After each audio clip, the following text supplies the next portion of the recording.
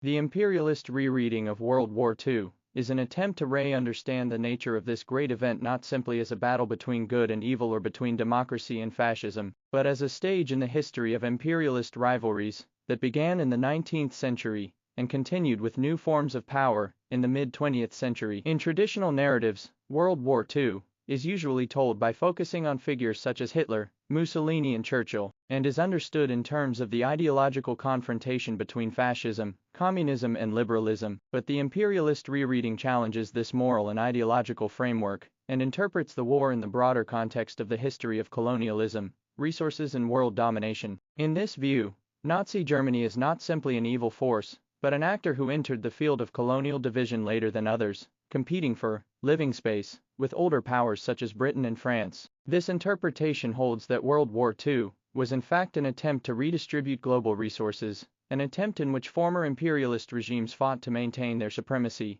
and new powers to gain a share of the global pie. From this perspective, World War II can be seen as a direct continuation of 19th century colonialism. The colonies once again became battlefields in which local forces fought not for their own destinies, but for the interests of empires. Indian soldiers fought for Britain, Africans for France, and Asian colonized countries for Japan. Millions of colonized peoples participated in the war, but have all but disappeared from official history. The imperialist rereading exposes this neglect, showing that without the labor, resources, and blood of the colonized people, the European war machine could not have been kept going. This perspective also examines the role of the United States from a different perspective. The United States presented itself as the world's savior from fascism while at the same time laying the foundations for a new global empire through its economic and military expansion. The Marshall Plan, the United Nations, NATO, and the Bretton Woods financial system were. Even the victory over Nazism did not mean a global liberation from racism.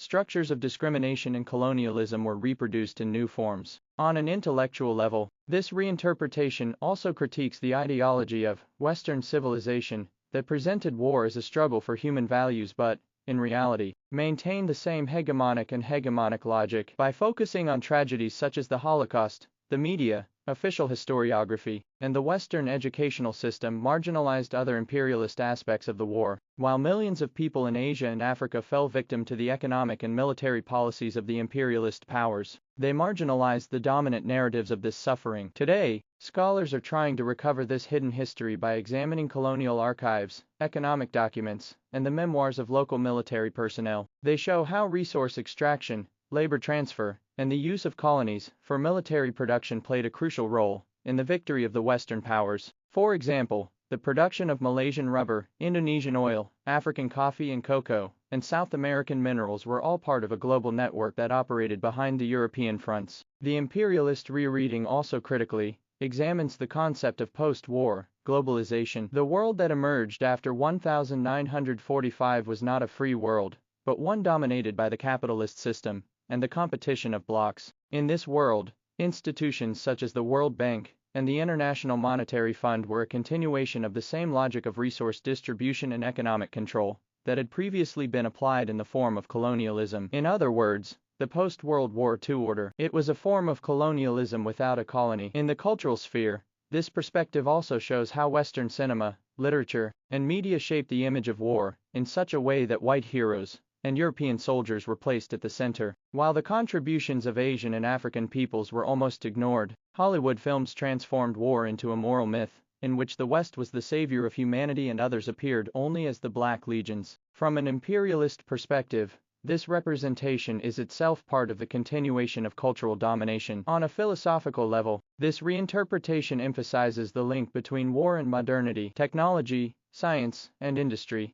which symbolized Western progress, became instruments of mass destruction in war. This shows that imperialist logic is at its heart not only economic but also epistemological, a vision that sees nature, humans, and other cultures as resources to be exploited. World War II can therefore be seen as the peak of this logic, the moment when modernity reached the brink of its own destruction. Imperialist rereading also addresses the issue of historical memory and forgetting. The countries that won the war also took over the narrative of history, creating a specific image of themselves by compiling textbooks and producing cultural works. But colonized nations are now trying to rewrite their own narrative, one that shows that the war was not liberation for them, but the continuation of domination. This historical rewriting is not just an academic project but a political act, because recognizing the past is essential to emancipating ourselves from the structures of inequality today. Finally, imperialist rereading of World War II forces us to see it not only through a European lens, but also as a global phenomenon,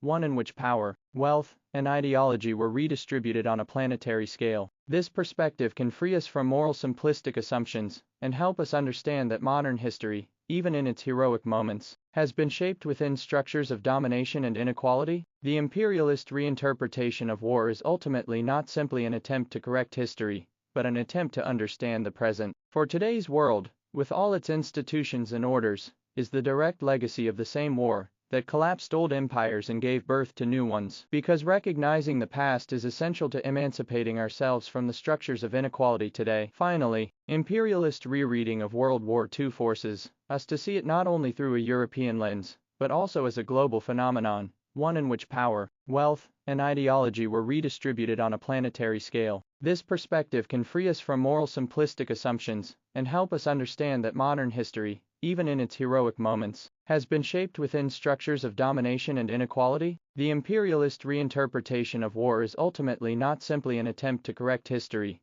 but an attempt to understand the present. For today's world, with all its institutions and orders, is the direct legacy of the same war that collapsed old empires and gave birth to new ones.